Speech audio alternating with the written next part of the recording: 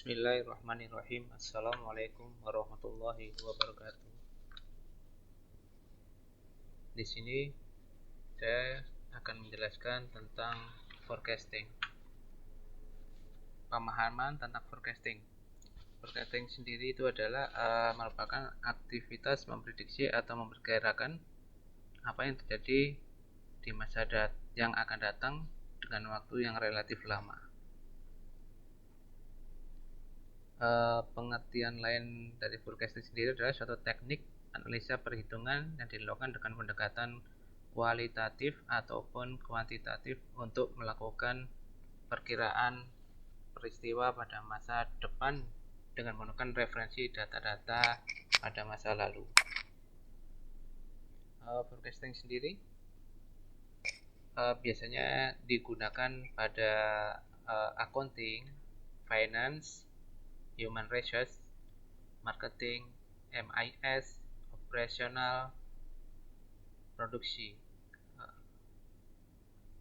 Kemudian metode forecasting, yaitu naive forecasting. Untuk metode ini menggunakan satu nilai deret waktu sebelumnya sebagai dasar perkiraan. Juga hampir tidak ada biaya. Analisis data tidak ada, mudah dimengerti, tidak bisa memberikan akurasi tinggi. Jika benar, masa depan akan selalu sama dengan masa lalu. Cara sederhana untuk peramalan ini mengasumsikan bahwa permintaan dalam periode berikutnya adalah sama dengan peramalan dalam periode sebelumnya. Pendekatan naif ini merupakan model peramalan objektif yang paling efektif dan efisien dari segi biaya. Paling tidak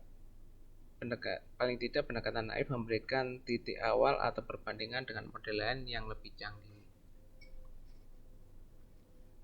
Sebagai contoh ya, jika penjualan sebuah produk adalah 100 unit pada bulan Januari,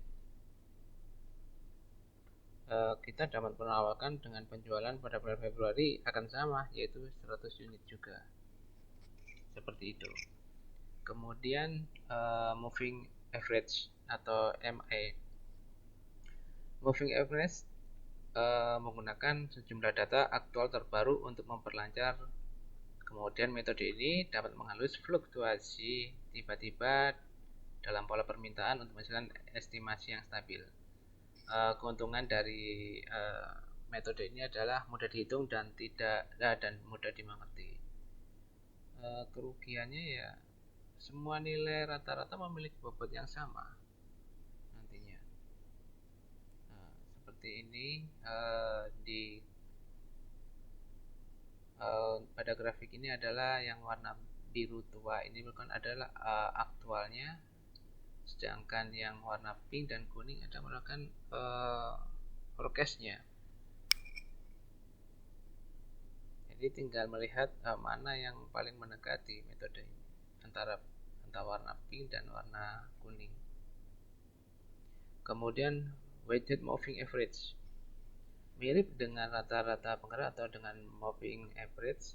Metode ini suatu metode peramalan yang menggunakan rata-rata periode terakhir data untuk menentukan periode berikutnya. Metode ini peramalannya dilakukan dengan mengulang perhitungan secara terus-menerus dengan menggunakan yang data terbaru. Setiap data pastinya diberi bobot untuk metode ini. Data yang lebih baru akan diberi bobot yang lebih besar.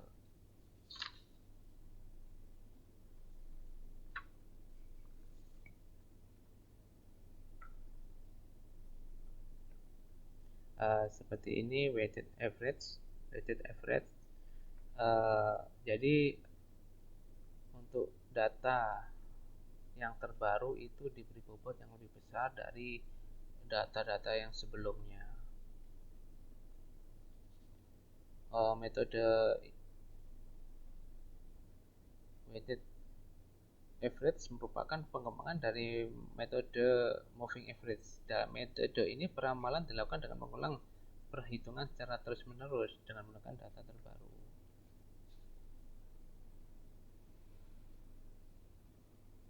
Jadi jika permintaan aktual untuk periode 6 adalah 39.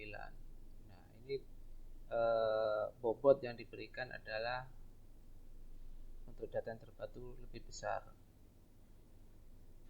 Nah, kemudian kenapa untuk yang data terbaru itu selalu diberi bobot yang lebih besar dibandingkan data-data yang lama?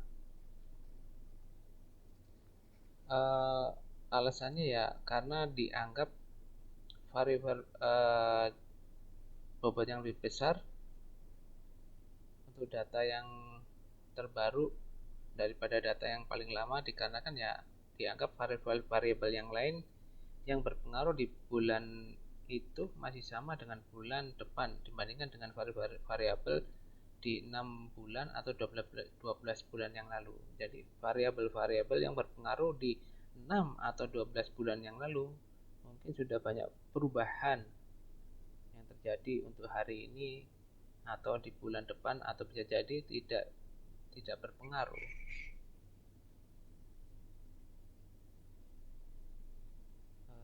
Kemudian lanjut untuk metode exponential smoothing.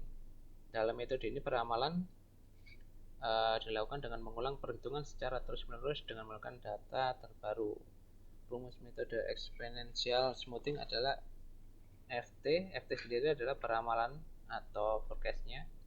Kemudian FT sama dengan FT kurang 1 plus alpha atau kontrasta, yang di dalamnya adalah ada permintaan aktual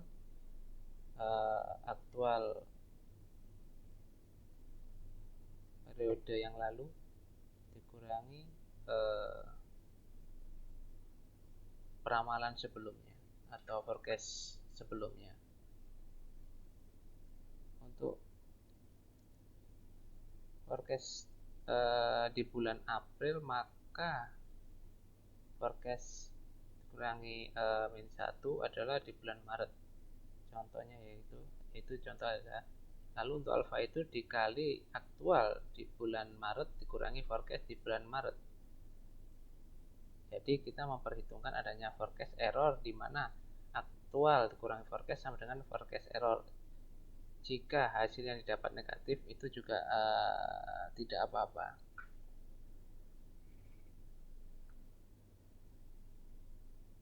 Kemudian forecast accuracy. Di sini disebutkan dengan good forecast atau dilihat dari tingkat akurasi. Bisa menyampaikan tingkat akurasinya itu seberapa dibandingkan metode yang lain. Jadi yang menjadi ukuran akurasi adalah error forecast. Dalam melakukan perhitungan error ada yang disebut dengan MID atau mean absolute deviation. Jika hasil seperti ini, jika hasilnya dari bulan sebelumnya itu adalah plus 20 dan bulan berikutnya adalah minus 20, maka hasilnya adalah sama dengan 0. Kalau 0 kan juga dibilang tidak mungkin, sehingga yang minus 20 itu dibuat dengan mean absolute atau dibuat positif, maka hasilnya dihitung rata-ratanya adalah sama dengan 20. Jadi kayak bulan sebelumnya adalah plus 20 dan bulan berikutnya jadi MID jadi plus 20 juga, kemudian di rata-ratain menjadi 20. Cara lain untuk menghilangkan negatif dengan mensquarekan atau mengkuadratkan atau disebut dengan MSE, mean square error. Dalam melakukan square harus disebutkan bahwa yang dilakukan adalah MSE. Jadi nanti datanya akan tidak rancu bahwa itu data adalah MSE. Forecast accuracy. Jadi untuk dalam hal ini error dikurangi perbedaan antara nilai aktual dan nilai prediksi. Sedangkan mean absolute deviation sendiri merupakan lebih lebih baik. Kalau kalau saya sih lebih baik menggunakan min absolute deviation, jadi tidak perlu menyantumkan oh ini data untuk MSE. Nah, begitu penjelasan dari saya mengenai forecast.